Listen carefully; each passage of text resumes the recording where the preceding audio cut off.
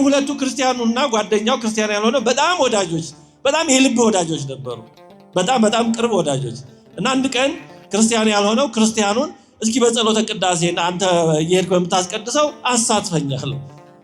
እግዚአብሔር እንዴት እንደሚቀሰቅስ አይታወቅም እና ብቻ አብሮ አስቀደሰ እና አብሮ ሲያስቀድስ ያው እያሾፈ ምንም እያለ ግን ያንን ክርስቲያን ያልነበረውን ጓደኛ በቅዳሴው ጊዜ ግን የቅዳሴው ዜማ ውበቱ እና የጸሎቱ ሁኔታ እዛ ያለው ድባብ በጣም ገርሞታል። በጣም ልቡን ማርኮታል። እንደጠበቀው ወይ ማስቀድሞ ብቻ የሚችል አልሆነም። በጣም ነገሩ እየገረመው ሳይፈልግና ሳያስበው በጣም እየመሰጠው ሄደ። እንዴ ይሄ ነገር እውነትም እግዚአብሔር ይኖር ይሆን እንዴ? የእነዚህ ክርስቲያኖች ሃይማኖት እንዴ እውነትነት ይኖረው እንዴ እያለ በኋላ አንድ ጥያቄ ጠየቀ። እግዚአብሔር ሆይ አለ በህይወቱ ይላል እንደው ታሪኩን የጻፈው ሰው እንደው እግዚአብሔርን ከልቡ ሲያናገር የመጀመሪያው ጊዜ ነው ይላል። እንግዲህ ጸሐፊው ነው ይላል እና እግዚአብሔር ሆይ እውነት ካለህ እንደዚሁም ደግሞ እነዚህ ክርስቲያኖች የሚሉት ይሄ ስጋውና ደሙ እውነት ከሆነ የሆነ እኔ ልረዳው የምችለው ምልክት አሳየኝ ብሎ ወደ እግዚአብሔር ጠየቀ። ወዲያው ምንም ያየው ነገር የለም። ወዲያው በሆነ ቅጽበት የተፈጠረ ነገር የለም። በኋላ ግን ያ ክርስቲያን ጓደኛው ስጋውና ደሙን ተቀብሎ ሲመለስ ይላል እንደው ከዛ በፊት እንደው በጣም ወደዚህ ሳልሄድ በጣም የገረመው ይላል ከጸሎቱ ከዜማ ውበት ሌላ በጣም የገረመው በቁርባኑ ጊዜ ሁሉም አይነት ሰው ሀብታሙም ድሃውም ሽማግሌውም ወጣቱም ከአንድ ማዕድ መቀበላቸው ነው በጣም ያስገረመው ይላል። አሁን እኛ ይሄን ሁሌ ስለምንኖርበት ላይ ገርመን ልብ ላንለውም እንችል ይሆናል። የተወደዳችሁ እግዚአብሔር ቤተሰቦች በሚስጥረ ቁርባን ጊዜ የፈለገ ቢሊየነር ቢሆን የፈለገ ምንም አይነት ባለስልጣን ምንም ይሁን ምን እና ተራው ሰው ከአንድ ማዕድ ነው የምንቀበለው። ከዛው ከአንድ ቦታ ነው የምንቀበለው። ከአንድ ማዕድ የምንጠጣው ከአንድ ጽዋ ነው። በአንድ እርፈ መስቀል ነው የምንቆርበው እንጂ ባለስልጣን ቢሆን ባለጸጋ የመጨረሻ የዓለም ሀብታም ቢመጣና የመጨረሻ የዓለም ድሃ ቢመጡ በአንድ እርፈ መስቀል ነው የሚቆርቡት። ለዛኛው ሻለ ያለ ለዚህኛው አይደረግም። ከአንድ ማዕድ ነው የምንቀበለው። አሁን እኛ ስለምንኖርበት ይሆናል የ80 የ90 ዓመት ሽማግሌ የሚመጣ ህፃኑም ከአንድ ማዕድ ነው የምንቀበለው። ከአንድ ጽዋ ከአንድ ጻህል ነው። ይሄ በጣም የሚገርም ነው። አንድ አድርጎ ነው አንድነታችንን ያጸናል፣ ይመሰክራል። በእውነቱ ያ ሰው ግን ይሄንን ስላልኖረበት በጣም ለመጀመሪያ ጊዜ ሳይሆን በጣም ልቡን ነካው፣ በጣም ተገረመ እና የጸለየው ጸሎት አለ። እስኪ እንዲህ የሆነ ምልክት ግለጥልኝ ብሏል። እስካሁን ምንም የተገለጠለት ነገር የለም። በኋላ ግን ያ ክርስቲያን ጓደኛው ቆርቦ ሲመለስ ያ የቆረበው ክርስቲያን ጓደኛው ፊቱ በሚገርም በሚያንጸባርቅ ብርሃን ተሞልቶ እንዳለ መላ ገጽታው መላ ፊቱ ብርሃን ተከቦ አየ እና ደግሞ ይሄ ወዲያው ቅጽበታዊ አይደለም፣ ዝም ብሎ ቦግ ብሎ የሚጠፋ አይነት አይደለም። ቆርቦ ከዛ ቀስ ብሎ ተመልሶ የሆነ ጊዜ እውነት መሆኑን መረዳት የሚችልበት አይነት ሁኔታ ልክ እሱ በጠየቀ ሁኔታ ልቡ በሚረዳበት ሁኔታ እውነትነቱን በሚገልጥ ሁኔታ በብርሃን ተከቦ ጓደኛው አየ። ይሄ ነገር በቃ ትክክል ነው ብሎ የጠየቀውን ጥያቄ መልስ ስላገኘ ከዛ በኋላ ክርስቲያን ሆኖ ተጠምቆ በኋላ በደንብ የቤተክርስቲያን ትምህርት ተምሮ ስለ ጸሎተ ቅዳሴ ትልቅ መጽሐፍ ጽፏል። በጣም የሚገርም በጣም የረቀቀ ድንቅ መጽሐፍ ጽፏል ይሄ ሰው እና በስጋውና በደሙ መሳተፍ በጸሎተ ቅዳሴ መሳተፍ እጅግ በጣም ድንቅ ጸጋ ነው፣ ትልቅ ጸጋ ነው።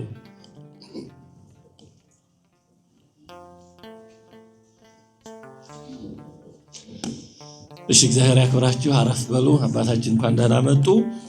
አሁን ከዚህ በኋላ በሚኖሩን ጊዜያት አጠር አድርገን የምናየው እንዳንቆርብ የሚያደርጉን ምክንያቶች ምንድናቸው የሚለውን ጉዳይ ነው። እንግዲህ የተወሰኑ ምክንያቶችን እናነሳለን፣ ያው ያሉትን ማለት ነው።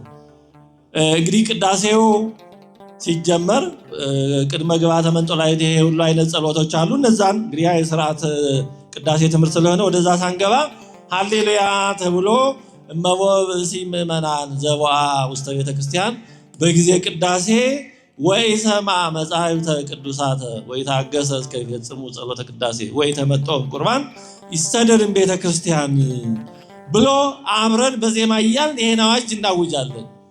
እና ምንድነው የምንለው?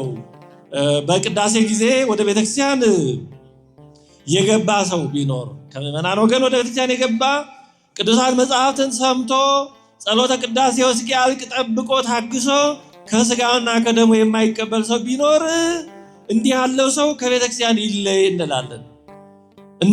ግን በራሳችን ላይ ነው የምንለው ማለት ነው። አንዳንድ ጊዜ ዜማ ማጣፈጫ መመሰጫ ነው። እንደው ቅዱስ ባስልዮስ ምን ይላል? የሰው ልቡና እንደደነደነ አይቶ እግዚአብሔር ዜማን ሰጠ ይላል። ዜማ ማለስለሻ ነው። ምክንያቱም አሁን በገጸ ንባብ የምንለው በዜማ ሲሉት ጊዜ ይሰጣል፣ ለማስታወስ፣ ለማዘከር፣ ለማጣፈጥ። አሁን ደረቁን ብላ ከማለት መቼም የሆነ ማጣፈጫ ሲኖር ጣፍጦ ለስልሶ ይበላል። ዜማ ማጣፈጫ ነው፣ እንደዛ ነው። ግን አንዳንዴ ማጣፈጫው ደግሞ ምግቡን እንዳያስረሳ ማለት በዜማው ተውጠን በዜማው ብቻ እየተሸጋገረን ሐሳቡን እንዳንዘነጋው ነው። ደግሞ መቼም ሁሉ ነገር ጥንቃቄ ከጎደለው አስቸጋሪ ነው እና የምንለው ይሄንን ነው። በቅዳሴ ጊዜ ወደ ክርስቲያን የሚገባ ሰው ቅዱሳን መጽሐፍትን እንዲሰማ ነው አንዱ። ሁለተኛ ቅዳሴውን እንዲጨርስ ነው። ሶስተኛ ደግሞ ከስጋውና ከደሙ እንዲቀበል ነው። ይሄን የማያደርግ ሰው ቢኖር ከቤተክርስቲያን ይለይ፣ የእግዚአብሔርን ሕግ አፍርሷልና የነፍስና የሥጋ ንጉሥ በሚሆን በሰማያዊ ንጉሥ ፊት መቆምን አቃሏልና ሐዋርያት በሲኖዶሳቸው እንዲህ እንዳስተማሩን ይላል። ስለዚህ ቅዳሴው ራሱ ሲጀምር ማንም ሰው እንዲቆርብ ነው የሚያዘው ማለት ነው። በተለይ ከፍሬ ቅዳሴ በኋላ ያለው የሚቀረው ቆራቢ ነው። ጻውኑ ዘክርስቲያን ከተባለ በኋላ ማለት ነው። እስከዛ በቀኖና በምን ያሉ በተለያየ ቆይተው ጻው ሲባል ይወጣሉ። ከዛ በኋላ የሚቀረው እንዲቆርብ ነው። ፍሬ ቅዳሴ የሚባለው ለዚህ ነው። ታዲያ በዚህ ሁኔታ እያስቀደስን ግን በሚፈለገው ልክና ሁኔታ ከስጋውና ከደሙ እንዳንሳተፍ የሚያግዱን የሚከለክሉን ፈተና ምክንያት የሚሆኑ ምንድን ናቸው? የተወሰኑትን ለማንሳት ሞክራል። አንደኛው በጣም ኃጢአተኛ ስለሆን እኔ ለዚህ የተገባው ልሆን ስለማልችል የሚል ነው። እኔ ስጋውን ደሙን ለመቀበል የተገባው አይደለሁም ኃጢአተኛ ነኝ የሚል ነው። እንግዲህ ትሕትና ያለበት ይመስላል፣ ግን ማስተዋል ከሌለበት ስንፍናም ሊሆን ይችላል። እንግዲህ መቁረብ የሚችሉት እንደዚህ ማለት እኔ ኃጢአት አለብኝ መቁረብ አልችልም ማለት መቁረብ የሚችሉት ምን የሌለባቸው ናቸው እያልን ነው ማለት ነው። ኃጢአት የሌለበት ነው እያልን ነው ማለት ነው። ግን ኃጢአት የሌለባቸውና ፍጹማን የሆኑ ሰዎች ብቻ ከሆኑ መቁረብ የሚችሉት እነዚህማ መቁረብ ምን ያደርግላቸዋል? ምክንያቱም ፍጹማን ሆነዋል። ኃጢአት የሌለባቸው ከሆኑ ፍጹማን ከሆኑ መቁረብ ውስጥ እንዲያው ምን ያደርግላቸዋል? አያሰኝም ወይ? እና ይሄ የስንፍና አነጋገር ነው። ራሱ ባለቤቱ ለስም አጠራሩ ክብር ምስጋና ይግባውና ህሙማን ያሐስስዎ ለዐቃቤ ሥራይ ወአኮ ጥዑያን አለ። ባለመድኃኒትን የሚፈልጉት ምኖች ናቸው አለ። ባለመድኃኒትን የሚፈልጉት ምኖች ናቸው? ጤነኞች ናቸው? አይደሉም፣ በሽተኞች ናቸው አለ። ጤነኛማ ሐኪም አያስፈልገውም። ምናልባት ዛሬ ቼክአፕ እንዲህ የምንለው አለ። ያም ቢሆን የህማም ስጋት ስላለ ነው።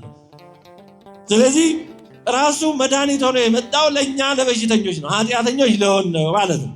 ስለዚህ የምር ኃጢአተኝነታችንን የምናምን ከሆነ እንዲያውም ስጋውና ደሙ የሚያስፈልገው ለእኛ ነው። ግን ይሄ በአፍ እንዲህ እንላለን እንጂ ኃጢአተኛ ነኝ የምንለው ከልብ ስለማይሆን ነው እንጂ ከልብ ኃጢአተኛ ነኝ ካል ቁጥር አንድ ቆራቢዎች እኛ ነበር መሆን ያለብን። እንዲህ አንድ ሰው ከተራበ ምንድን ነው የሚያስፈልገው? ርቦኛል የሚል ሰው ምንድን ነው የሚያስፈልገው? ረሃብ ልሞት ነው የሚል ሰው የሚያስፈልገው ምንድን ነው? ምግብ ማራቅ ነው። ከዛ ሰው በጣም ርቦኛል ልሞት ነው ግን መብላት አልፈልግም ካለ የሰው ታሟል ማለት ነው። ጠምቶኛል በጣም ውሃ ጥም ጠምቶኛል ጉሮሮዬ ተይዟል ካለ ለዚህ ሰው የሚያስፈልገው ምንድን ነው? ስለዚህ በጣም ኃጢአተኛ ነኝ ካልን ቁጥር አንድ ለእኛ የሚያስፈልገው ቅዱስ ሥጋውና ክቡር ደሙ ነው ማለት ነው። ለእኛ ነው የሚያስፈልገው። ጸሎተ ቅዳሴ ይህን ደጋግሞ ያነሳል፣ ለኃጢአተኞች የተዘጋጀ ስለመሆኑ። ለምሳሌ አንድ ቦታ ላይ ምን ይላል? ቅዱስ ሥጋውን ክቡር ደሙን የሰጠን አምላካችን ቡሩክ ነው፣ የኃጢአት ማስተስሪያ ሊሆን ለዘላለም እንድድንበት ዘንድ ለእርሱ ምስጋና ይግባው ለዘላለሙ አሜን ይላል። የኃጢአት ማስተስሪያ እንዲሆነን ከኃጢአታችን እንድንበት ዘንድ የተሰጠ መድኃኒት ነው። መዝሙር 41 ላይ ከመ ያፈቅር ኃየል ኀበ አንቅተ ማያት ከማሁ ታፈቅር ነፍሴ ኀበ አምላኬ ሕያው ይላል። ከማሁ ታፈቅር ነፍሴ ኀበ እግዚአብሔር ጸማት ነፍሴ ኀበ አምላኬ ሕያው ማዜ የበጽሕ ወሬ ገጹ ለአምላክ። ዋላ ውሃ በተጠማ ጊዜ በምድረ በዳ በጣም ወደ ምንጭ ውሃ እስኪያገኝ ድረስ በጣም እንደሚቸኩል ነፍሱ እንደምትጨነቅ እኔም ወደ አምላኬ ለመድረስ ቸኮልኩ ጓጓ ይላል። ይህንን አንድ ቤተክርስቲያን አባት ሲተረጉምን አለ ዋላ እባብ ይበላል ይባላል። ግን እባቡን ሲበላው ያው የእባቡ መርዝ በሰውነቱ ተሰራጭቶ ያንገበግበዋል። መርዙን የሚያረክስለት ውሃ ነው። ስለዚህ ውሃ በጣም ይፈልጋል። ውሃ እስኪያገኝ ድረስ ይጨነቃል። ውሃ አግኝቶ ሲጠጣ ግን ያ መርዙ በሰውነቱ የተሰራጨው ስለሚረክስለት ረፍት ያገኛል። ስለዚህ ረፍት የሚሰጠው በሰውነቱ ተሰራጭቶ ከሚያስጨንቀው መርዝ ረፍት የሚሰጠው መርዙን የሚያረክስለት ውሃን ስለሆነ ውሃ እስኪያገኝ እንደሚጨነቀው ይላል። እኛም አለ ከሰኞ እስከ ዓርብ ወይም እስከ ቅዳሜ በዓለም ተሰማርተን በተለያየ ስራ ስንኖር ኃጢአት በተለያየ መንገድ እየገባ እንደ መርዝ ያስጨንቀናል አለ። በሰንበተ ቤተክርስቲያን መተን ስጋውና ደሙን ስንቀበል ያ ወደ ውስጣችን ገብቶ የነበረው የኃጢአት መርዝ ይረክሳል፣ እረፍት እናገኛለን አለ። ስለዚህ በሰንበተ ቤተክርስቲያን መተን ስጋውን ደሙን እስክንቀበል ድረስ ነፍሳችን እንዲህ ትቸኩላለች፣ ትጨነቃለች አለ። ስለዚህ በእውነት ኃጢአት አስጨንቆን ከሆነ ስጋውን ደሙን እስክናገኝ ድረስ ነው መቸኮል ያለብን።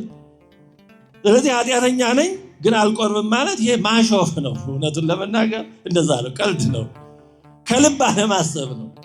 የምር ኃጢአተኛ የሆነ ሰው ካለ ቁጥር 1 ስጋውና ደሙ የሚያስፈልገው ለዛ ለኛ ነው። ለህይወት ይሁንልን